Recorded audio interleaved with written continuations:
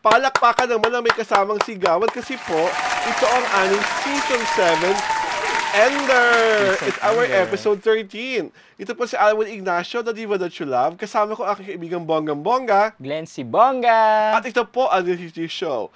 Ang Tarayan at Talakayan Showbiz Edition. Alam nyo na, your Sunday is not complete without watching and listening to us. At ang pag-uusapan namin sa aming Isichikahan ay ang dalawa sa brightest, most talented, at talaga namang nagmumura ang chemistry. Sabi nga, baduy mang sabihin, hindi sila tao, hindi sila hayop, bagay sila, dahil bagay na bagay, sina Kira Ballinger at Kelvin Miranda, na mga bagong mamahalin na may pelikulang ano ang pamagat, kaibigang Glenn? Chances are, you and I. Napapalabas sa katapusan ng Mayo. Sa May 29. Sa May 29. So malapit na yan. In cinemas nationwide. At take note, ito po ang mag-opening film sa Giseo Arigato International Film Festival na magaganap sa Nagoya, Japan. Oh! Bago yung showing nila rito bago sa ang showing nila Pilipinas. dito at bago ang grand premiere night. Oo. Kaya nyo yun? Kasi May 25 to 26 Oo, yun. Ang Giseo Arigato. Tapos, doon siya unang ipapalabas. Kaya nyo yan. International audiences ang Correct. magmamahal kina Kira at Kelvin. Oo. At, alam mo, kaibigan, feeling ko talaga papatotong love team na to eh. Oo. Ikaw sa tingin mo, ano ang paliwanag mo, bakit? Ako kasi separately, ano na sila eh, malaki na, nakikita ko na yung malaking potential sa Star potential. sa kanila, oo. Tapos parang long awaited break na itong itong movie na ito. Kasi si Kira, kita mo naman magaling na artista rin naman siya. Napatunayan niya na sa maraming shows. I like her best na magka-partner sa Gray Fernandez. Oo. With of course, Inay Maria, yes, Maricel Soriano. Gusto ko siya doon. Ang sayo ay Akin. Yes. With Jody and Isa Calzado. Oo. One of the top waiter dramas of ABS-CBN. Oo, correct. Tapos si Kelvin naman, kita mo rin naman yung malaking potensyal, ang gwapo, tapos magaling ding umarte. So, At ang maganda kay Kelvin wala siyang permanent na kalab team. Talagang mahusay na pareho sila actually. Oo, di ba? Mahusay na pinapamahalaan ng kanilang mga karera, ng kanilang mga pamunuan na talaga para maging versatile, na hindi iisang partner lang ang kapartner. Ako, unang-una kong hinangaan si Kelvin sa Mikael Red's Dead Kids. Napakahusay niya po doon. Talaga sabi ko, sino tong batang to na may ganung kalamlam na mata pero napaka-expressive. At ito nga, sa bagong pelikulang ito, isa pang patotoo kung bakit talagang everyone is excited about it. Kasi po, di ba, lahat ng mga love teams may portmanteau.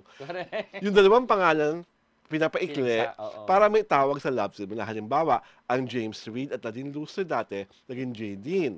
Ang Catherine Bernardo at Daniel Padilla, naging Katniel.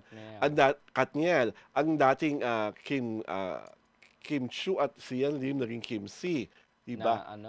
Kim at saka Paolo na ngayon. Kim Pao. Diba? So ngayon, ang pinagtatalunan, ano ba ang portmanteau na bagay kay Kira Ballinger at Kelvin? Ang unang suggestion, Kikel. Kasi yung K ay ni Kira at Kel ni Kelvin. Kaya lang pag Kikel, ang dating, parang nangingikil. Parang kalabit pengi. Parang mga harbatera ang mga bagets. Parang hindi tama. So isa namang suggestion rin, Kelra. Parang ang last mong pakinggan, di ba? Kelra. Parang walang kadating-dating. Parang superhero na hindi sumikat. Di ba? Ang isa pa, hinasabi naman, Kevin. Ayoko naman pong mag-pronounce ng isang love team na parang may regional defect. May regional defect ang mga salita. Kevin Bacon ba ito? Kevin Bacon. Kaya, sa akin, ang pinakapanalong talagang portmanteau ng Kira Ballinger at Kelvin Miranda ay Kike. Ay! Hindi mo mas malakwa. Kike! Nakaunlad ng sa kiuunlad ng karera ni Kira Ballinger at Kelvin Miranda sa Kiki tayo. Oh, kaya nyo yon? Hindi ba? It's so inventive, so refreshing, at higit sa lahat, so scandalous. Ayaw ng mga moralista niya. Diba? Bakit? Portmanteau naman yon. Ang nagsisimula ang KI ni, diba? Oo, Ni pasok kasi, Kira, diba? Oo. tapos KI ni Kelvin. Kelvin, Kasi kung oo. Kikel, mas pangit naman ang dating. Correct. Pag, Mas nega. diba? Pag Kike love team, mapapalingon ka kaagad. Ano daw? At, sa totoo lang, ang portmanteau na yan talaga ang nakalagay ng pangmalakasang audience impact. At talagang matatandaan agad ang tambalan ni Kira at ni Kelvin. At pagkaganda-ganda po ng trailer. Parang ng ano ko, pelikula. naiisip-isip ko pag ini-introduce sila sa halimbawa sa mga mall shows or even sa TV guesting. Eto na ating pabunuting love team, ang Kike, Kira Ballinger and Kelvin Miranda. Oh! Diba? Doon pa lang, wow! Diba? At I'm sure, kahit saan siya show, mag-guess, pag hinabi na lang yung portmanteau na yun, hindi tayo sure. Pwede ba yun? Kung, Parang hindi yata pasok sa MTRCB. bakit portmanteau yun? Diba? Di hamak na mas masarap ng pakinggan ng Kike kaysa sa Kikel. Diba? At mas paano naman pangit ang Kelra. At mas lalo naman yung kagandaan yung Kevin Bacon mo. O, tama na yung Kike. Na yan, portmanteau na yan. Doon na tayo sa movie. Correct. Panoorin niyo po ang movie kasi ang ganda. Ang trailer pa lang. nakaka-impress. Ang glossy ng cinematography. Correct. Tapos, ang ganda ng kwento kasi para siyang You and Me Against the World. Di ba? Oo. Talagang dalawang young Pareho adult silang may na sakit. may brain tumor, I Yes. think, na mag-a-adventure kasi parang ayaw nilang parang yung aantayin na lang nila yung katapusan nila. So, ang gagawin nila, pupunta sila sa iba't ibang lugar. At habang pumupunta sa iba't ibang lugar, nagsimula bilang mga estranghero, naging magkaibigan, hanggang sa maging magkakaibigan. Yun doon iikot ang kwento. At So, ang decision nila minsan ay dinadaan nila sa Toscoin. Toscoin, di ba? O saan tayo pupunta, saan tayo kakain, gano'n. So, sabi nga nilang dalawa, napaka-refreshing ng kwento. Kasi napaka-refreshing ng Kiki Love Team. Hindi po ba?